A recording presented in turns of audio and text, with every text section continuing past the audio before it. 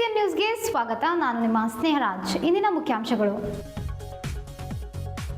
SIR ನಗರದಲ್ಲಿ ನಡೆದ ಜನ ಜಾಗೃತಿ ಬೈಕ್ ರ್ಯಾಲಿ, ಮುಖ್ಯ ಚುನಾವಣಾಧಿಕಾರಿ ಚಾಲನೆ.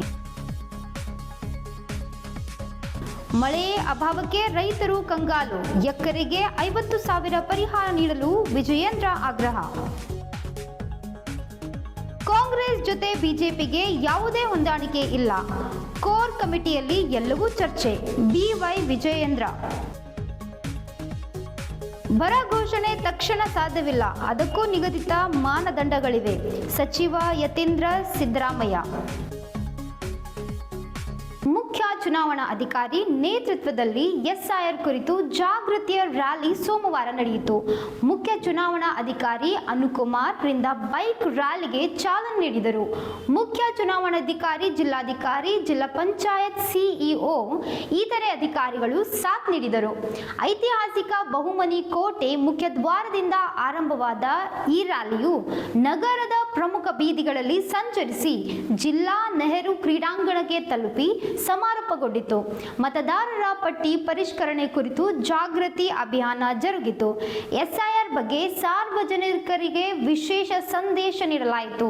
ಚುನಾವಣಾ ಆಯೋಗದ ಜಾಗೃತಿ ಅಭಿಯಾನಕ್ಕೆ ಸಾರ್ವಜನಿಕರಿಂದ ಉತ್ತಮ ಸ್ಪಂದನೆಯೂ ದೊರೆಯಿತು.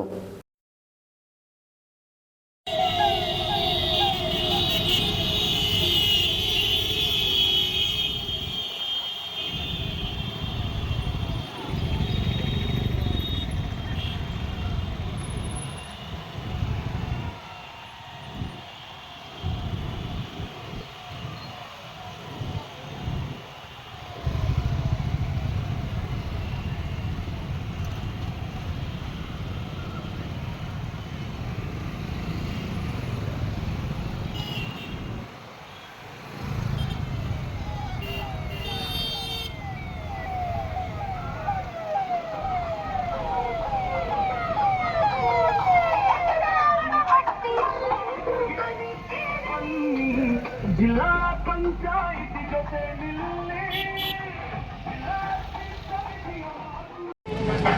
ಈಗಲೇ ಪರಿಶೀಲನೆ ಮಾಡಿ ಮಾತು ಉಳಿಸಬೇಡಿ.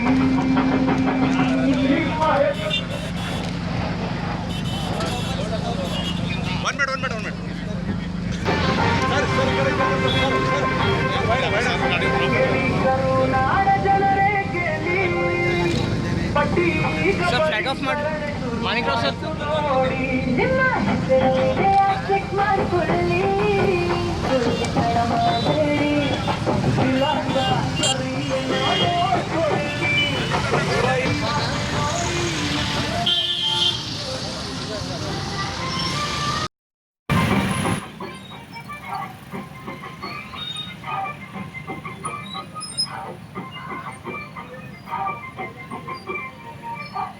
ಜಿಲ್ಲಾಡಳಿತದ ಕರೆಗೆ ಬನ್ನಿ, ಜಿಲ್ಲಾ ಪಂಚಾಯಿತಿ ಜೊತೆ ನಿಲ್ಲಿ, ಜಿಲ್ಲಾಸ್ತಿ ಸಮಿತಿಯ ಮಾತು ಕೇಳಿ, ಪ್ರಜಾಪ್ರಭುತ್ವದ ದಾರಿ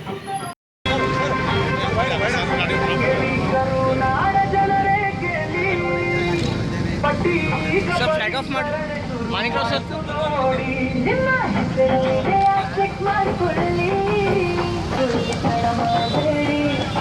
ಇಲಾಖ ಸರಿಯನ್ನು ನೋಡ್ಕೊಳ್ಳಿ.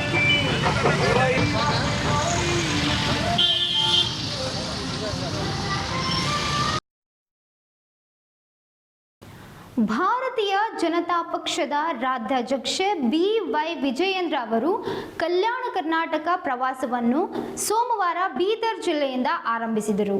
ಪಕ್ಷದ ಸಂಘಟನಾತ್ಮಕ ಚಟುವಟಿಕೆಗಳು, SIR ವಿಚಾರ ಹಾಗೂ ರಾಜ್ಯದ ರಾಜಕೀಯ ಬೆಳವಣಿಗೆಗಳ ಕುರಿತು ಚರ್ಚಿಸಲು ಅವರು ಜಿಲ್ಲೆಗೆ ಆಗಮಿಸಿದರು. ಮಾಧ್ಯಮದವರೊಂದಿಗೆ ಮಾತನಾಡಿದ ವಿಜಯೇಂದ್ರ, ಕಲ್ಯಾಣ ಕರ್ನಾಟಕ ಭಾಗದಲ್ಲಿ ಕೇವಲ 12% ಮಾತ್ರ ಮಳೆಯಾಗಿರುವುದರಿಂದ ರೈತರು ತೀವ್ರ ಸಂಕಷ್ಟಕ್ಕೆ ಸಿಲುಕಿದ್ದಾರೆ ಎಂದು ಆತಂಕ ವ್ಯಕ್ತಪಡಿಸಿದರು. ಮಳೆಯ ಕೊರತೆಯಿಂದ ಬೀದರ್ ಜಿಲ್ಲೆಯಲ್ಲಿ ಸುಮಾರು 30,000 ಹೆಕ್ಟೇರ್ ಪ್ರದೇಶದಲ್ಲಿ ಬಿತ್ತನೆಯ ಆಗದ ರೈತರು ಸಂಕಷ್ಟ ಅನುಭವಿಸುತ್ತಿದ್ದಾರೆ ಎಂದು ಹೇಳಿದರು. ಈ ಹಿನ್ನೆಲೆಯಲ್ಲಿ ರಾಜ್ಯ ಸರ್ಕಾರ ಕೂಡಲೇ ಈ ಪ್ರದೇಶವನ್ನು ಬರ ಪೀಡಿತ ಪ್ರದೇಶವೆಂದು ಘೋಷಿಸಿ ರೈತರಿಗೆ ಪ್ರತಿ ಎಕರೆಗೆ 50,000 ಸಾವಿರ ಪರಿಹಾರ ನೀಡಬೇಕು ಎಂದು ಮುಖ್ಯಮಂತ್ರಿ ಡಿಕೆ ಶಿವಕುಮಾರ್ ಅವರನ್ನು ಒತ್ತಾಯಿಸಿದರು. ಬಸವಣ್ಣನವರ ಕರ್ಮಭೂಮಿಯಾದ ಬಸವ ಕಲ್ಯಾಣದಲ್ಲಿ ನಿರ್ಮಾಣವಾಗುತ್ತಿರುವ ಅನುಭವ ಮಂಟಪ ಯೋಜನೆ ಕುರಿತು ಮಾತನಾಡಿದ ಅವರು, ಬಿಜೆಪಿ ಸರ್ಕಾರದ ಅವಧಿಯಲ್ಲಿ ಅಂದಿನ ಮುಖ್ಯಮಂತ್ರಿ BS ಯಡಿಯೂರಪ್ಪ ಅವರು 200 ಕೋಟಿ ಬಿಡುಗಡೆ ಮಾಡಿ ಕಾಮಗಾರಿಗೆ ಚಾಲನೆ ನೀಡಿದರು. ಯೋಜನೆಯನ್ನು ಪೂರ್ಣಗೊಳಿಸಲು 500 ಕೋಟಿ ವೆಚ್ಚದ ಯೋಜನೆ ಸಿದ್ಧಪಡಿಸಲಾಗಿತ್ತು ಎಂದು ತಿಳಿಸಿದರು.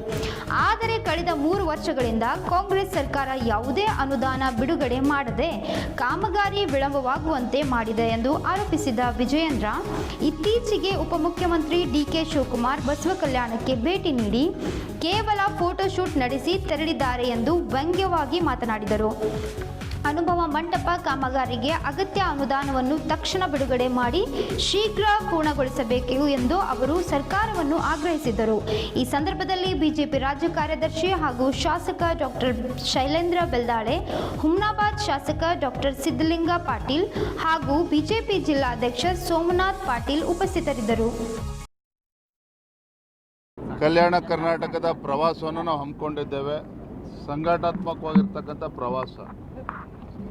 ಇನ್ನು ರಾಜ್ಯಾದ್ಯಂತ SIR ಮತದಾರ ಪಟ್ಟಿಯ ಪರಿಷ್ಕರಣೆ ನಡೀತಾ ಇದೆ ಮತ್ತು ಸಂಘಟನಾತ್ಮಕವಾಗಿರ್ತಕ್ಕಂಥ ವಿಚಾರಗಳು ಎಲ್ಲವನ್ನೂ ಕೂಡ ಚರ್ಚೆ ಮಾಡಬೇಕು ಅಂತೇಳಿ ಬೀದರ್, ಗುಲ್ಬರ್ಗ, ಯಾದಗಿರಿ, ರಾಯಚೂರು, ಕೊಪ್ಪಳ ಈ ಜಿಲ್ಲೆಗಳ ಪ್ರವಾಸವನ್ನು ಹಮ್ಮಿಕೊಂಡಿದ್ದೇವೆ. ಎಲ್ಲ ಜಿಲ್ಲೆಗಳ ನಮ್ಮ ರಾಜಕೀಯ ಸ್ಥಿತಿಗತಿ ಬಗ್ಗೆಯೂ ಕೂಡ ನಾವು ಚರ್ಚೆನ ಮಾಡೋರಿದ್ದೇವೆ. ವಿಶೇಷವಾಗಿ ಸಂದರ್ಭದಲ್ಲಿ ಚರ್ಚೆ ಮಾಡುವಂಥದ್ದು ಅಂತ ಹೇಳಿದ್ರೆ ಬೀದರ್ ಇರ್ಬೋದು, ರಾಯಚೂರು ಇರ್ಬೋದು, ಗುಲ್ಬರ್ಗ, ಯಾದಗಿರಿ ಜಿಲ್ಲೆಗಳಿರ್ಬೋದು, 12% ಅಷ್ಟು ಮಳೆ ಆಗಿರುವಂಥದ್ದು.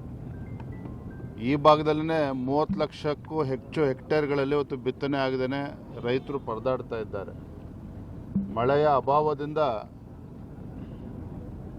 ತೊಗರಿ, ಸೂರ್ಯಪಾನ ಇರ್ಬೋದು, ಹತ್ತಿ ಇರ್ಬೋದು, ಬಿತ್ತನೆ ಆಗದೇನೆ ಇವತ್ತು ರೈತರು ಸಂಕಷ್ಟದಲ್ಲಿದ್ದಾರೆ. ಮಾನ್ಯ ಮುಖ್ಯಮಂತ್ರಿಗಳು ಮೊನ್ನೆ ದಿನ ಬಸವ ಕಲ್ಯಾಣಕ್ಕೂ ಕೂಡ ಭೇಟಿಯನ್ನು ನೀಡಿದರು. ಫೋಟೋಶೂಟ್ ಮಾಡಿಸ್ಕೊಂಡು ಹೋಗಿದ್ದಾರೆ. ನಾನು ರಾಜ್ಯದ ಮುಖ್ಯಮಂತ್ರಿಗಳಲ್ಲಿ ನಾನು ವಿನಂತಿ ಮಾಡ್ತೇನೆ, ವಿಶೇಷವಾಗಿ ಉತ್ತರ ಕರ್ನಾಟಕದ ರೈತರು, ಕಲ್ಯಾಣ ಕರ್ನಾಟಕದ ರೈತರು ಸಂಕಷ್ಟದಲ್ಲಿರುವ ಬೀದರ್ನಲ್ಲೂ ಕೂಡ ಸರ್ ಈಗ ಚುನಾವಣೆ ಬರ್ತಾ ಇದೆ, ಜಿಲ್ಲಾ ಪಂಚಾಯತ್, ತಾಲೂಕು ಪಂಚಾಯತ್, ಯಾವ ರೀತಿ ಇದಕ್ಕೊಂದು ಫುಲ್ ಸ್ಟಾಪ್ ಇಡ್ತೀರಿ? ಮತ್ತೆ ಪದೇ ಪದೇ ಇದನ್ನು ಈಗ ಅಡ್ಡ ಮತದಾನ ವಿಚಾರ ಆಗಿರ್ಬೋದು, ಪ್ರತಿಯೊಂದೆಲ್ಲ ಆಂತರಿಕ ಬೇಗುದಿ ಆಗಿರ್ಬೋದು ಸರ್, ಯಾವ ರೀತಿ ಇದನ್ನು ಬಗೆಹರಿಸ್ತೀರಿ ಅಂತ ಮತ್ತೆ ಏನು ಕ್ರಮ ಕೈಗೊಳ್ಳೋದಾಗಿದೆ?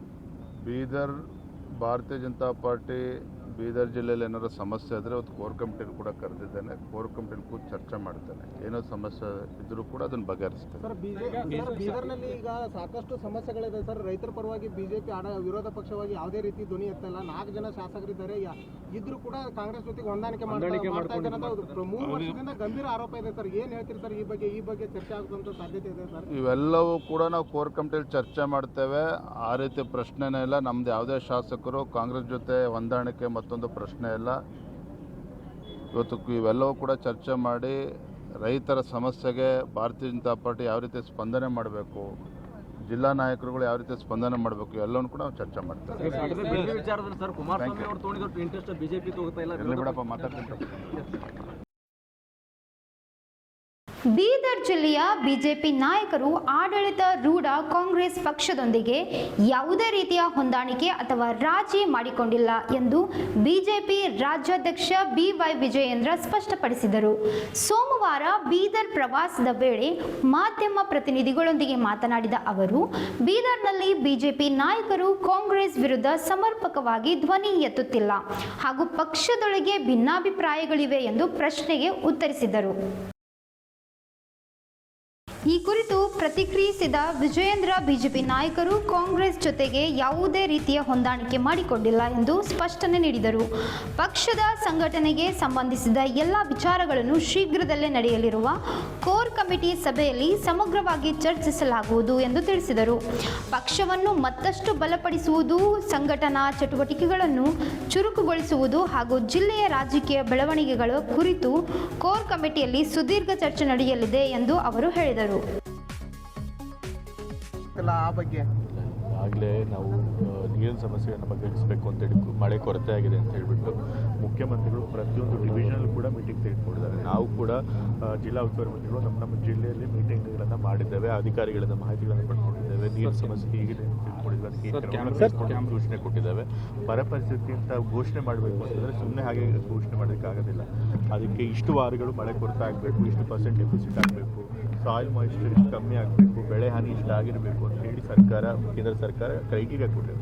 ಆ ಕ್ರೈಟೀರಿಯಾ ಫುಲ್ಫಿಲ್ ಆದಾಗ ಆಗುತ್ತೆ. ಈ ಜುಲೈ 8 ಬಹುಶಃ ಅಷ್ಟು ಕ್ರೈಟೀರಿಯಾ ಎಲ್ಲ ಫುಲ್ ಆಗುತ್ತೆ. ಮಳೆ ಇನ್ನೂ ಇದೇ ರೀತಿ ಕೊರತೆ ಕಂಟಿನ್ಯೂ ಆದರೆ ಆವಾಗ ಬರ ಪರಿಸ್ಥಿತಿ ಅಂತ ಟೀಕೆ ಮಾಡಿದ್ದಾರೆ. ಫಸ್ಟ್ ಆಫ್ ಆಲ್ SIR ಮಾಡಿ ವೋಟರ್ ಹಕ್ಕುಗಳನ್ನು ಕಿತ್ಕೊಳ್ಬೇಕು ಅಂತ ಪ್ರಯತ್ನ ಮಾಡ್ತಿರೋರು ಅವರು, ಜನರ ಹಕ್ಕನ್ನು ಕಿತ್ಕೊಂಡು ಕೊಟ್ಟಿರೋರು ಅವರು. ನಾವು ಅವ್ರ ಜನರ ಹಕ್ಕು ಕಿತ್ಕೊಳ್ಳದೆ ಇರೋಂಗೆ ಮಾಡಬೇಕು ಅಂತ ಹೇಳಿ ಎಲ್ರಿಗೂ ಅರ್ಹ ವೋಟರ್ ಲಿಸ್ಟಲ್ಲಿ ಬರಬೇಕು ಅಂತ ನಾವು ಪ್ರಯತ್ನ ಮಾಡಿದ್ರೆ ಅದಕ್ಕೆ ಸುಳ್ಳು ಆರೋಪ ಮಾಡಿ ಜನರ ದಾರಿ ತಪ್ಪಿಸ್ತಾರೆ. ರಾಜ್ಯದ ಕೆಲವು ಭಾಗಗಳಲ್ಲಿ ಭಾರೀ ಮಳೆಯಾಗುತ್ತಿದ್ದರೆ ಇನ್ನೂ ಕೆಲವು ಜಿಲ್ಲೆಗಳಲ್ಲಿ ಮಳೆಯ ಕೊರತೆಯಿಂದ ರೈತರು ಸಂಕಷ್ಟ ಎದುರಿಸುತ್ತಿದ್ದಾರೆ. ಈ ನಡುವೆ ಬರ ಘೋಷಣೆ ಕುರಿತು ರಾಜ್ಯ ಸರ್ಕಾರದ ನಿಲುವನ್ನು ಸಚಿವ ಯತೀಂದ್ರ ಸಿದ್ದರಾಮಯ್ಯ ಸ್ಪಷ್ಟಪಡಿಸಿದ್ದಾರೆ. ಬೀದರ್ನಲ್ಲಿ ಮಾತನಾಡಿದ ಅವರು, ಬರ ಘೋಷಣೆ ನಿಗದಿತ ಮಾನದಂಡಗಳಿದ್ದು ತಕ್ಷಣವೇ ಘೋಷಣೆ ಮಾಡಲು ಸಾಧ್ಯವಿಲ್ಲ ಎಂದು ಹೇಳಿದ್ದಾರೆ. ಬೀದರ್ಗೆ ಸೋಮವಾರ ಭೇಟಿ ನೀಡಿದ ಸಚಿವ ಯತೀಂದ್ರ ಸಿದ್ದರಾಮಯ್ಯ ಅವರು ಮಾಧ್ಯಮದ ಪ್ರತಿನಿಧಿಗಳೊಂದಿಗೆ ಮಾತನಾಡಿ, ರಾಜ್ಯದ ಬರ ಪರಿಸ್ಥಿತಿಯನ್ನು ಸರ್ಕಾರ ಗಂಭೀರವಾಗಿ ಪರಿಶೀಲಿಸುತ್ತಿದೆ ಎಂದು ಹೇಳಿದರು. ಮುಖ್ಯಮಂತ್ರಿಗಳು ಈಗಾಗಲೇ ವಿಭಾಗೀಯ ಮಟ್ಟದಲ್ಲಿ ಸಭೆ ನಡೆಸಿದ್ದು, ಎಲ್ಲ ಸಚಿವರು ತಮ್ಮ ತಮ್ಮ ಜಿಲ್ಲೆಗಳಲ್ಲಿ ಅಧಿಕಾರಿಗಳೊಂದಿಗೆ ಸಭೆ ನಡೆಸುತ್ತಿದ್ದಾರೆ. ಎಲ್ಲಿ ಮಳೆಯ ಕೊರತೆ ಇದೆ, ಎಲ್ಲಿ ಬಿತ್ತನೆಗೆ ಆಗಿಲ್ಲ ಹಾಗೂ ರೈತರ ಪರಿಸ್ಥಿತಿ ಹೇಗಿದೆ ಎಂಬುದನ್ನು ಪರಿಶೀಲಿಸಿ ವರದಿ ಸಂಗ್ರಹಿಸಲಾಗುತ್ತಿದೆ ಎಂದರು. ಬರ ಪೀಡಿತ ಪ್ರದೇಶ ಎಂದು ಘೋಷಿಸಲು ಸರ್ಕಾರಕ್ಕೆ ನಿಗದಿತ ಮಾನದಂಡಗಳು ಮತ್ತು ನಿಯಮಗಳಿದ್ದು, ಎಲ್ಲ ಮಾಹಿತಿಯನ್ನು ಪರಿಶೀಲಿಸಿದ ಬಳಿಕವೇ ಸೂಕ್ತ ತೀರ್ಮಾನ ಕೈಗೊಳ್ಳಲಾಗುತ್ತದೆ ಎಂದು ಸ್ಪಷ್ಟಪಡಿಸಿದರು. ಈ ಸಂದರ್ಭದಲ್ಲಿ ಜಿಲ್ಲಾ ಕಾಂಗ್ರೆಸ್ ಸಮಿತಿ ಅಧ್ಯಕ್ಷ ಬಸವರಾಜ್ ಜಾಬ್ಶೆಟ್ಟಿ ಹಾಗೂ ಗ್ಯಾರಂಟಿ ಯೋಜನೆಗಳ ಅನುಷ್ಠಾನ ಸಮಿತಿ ಜಿಲ್ಲಾಧ್ಯಕ್ಷ ಅಮೃತರಾವ್ ಚಿಮ್ಕೋಡೆ ಸೇರಿದಂತೆ ಕಾಂಗ್ರೆಸ್ ಮುಖಂಡರು ಉಪಸ್ಥಿತರಿದ್ದರು. ಇಂದಿನ ವಾರ್ತಾ ಪ್ರಸಾರ ಮುಕ್ತಾಯವಾಯಿತು. ಮುಂದಿನ ವಾರ್ತೆಗಳೊಂದಿಗೆ ಮತ್ತೆ ಭೇಟಿಯಾಗೋಣ. ಧನ್ಯವಾದಗಳು.